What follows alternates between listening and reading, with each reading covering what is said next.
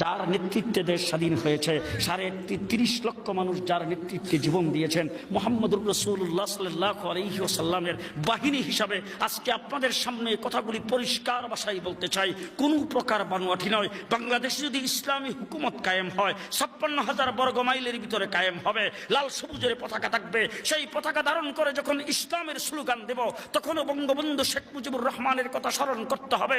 তার কারণ হলো ৭১ মুক্তিযুদ্ধ করে বাংলাদেশ নামে দেশটা স্বাধীন হয়েছে তার নেতৃত্বে। তাকে ভোলা যাবে না বাংলাদেশ যতদিন থাকবে। ঠিক না ঠিক? পরিষ্কার ভাষায় আলেম ওলামায়ে কেরামের পক্ষ থেকে বলতে চাই, বাঙালি জাতি কৃতজ্ঞতার পাশে আবদ্ধ করবে বঙ্গবন্ধু শেখ মুজিবুর রহমানকে। উনি ৭ই মার্চে ভাষণ দিয়েছেন। বঙ্গবন্ধু শেখ মুজিবুর রহমান ৭.৫ কোটি মানুষকে ঐক্যবদ্ধ করে পাকিস্তানের জালেম গোষ্ঠীর বিরুদ্ধে ঐক্যবদ্ধ করে ৭১ মুক্তিযুদ্ধ করেছে।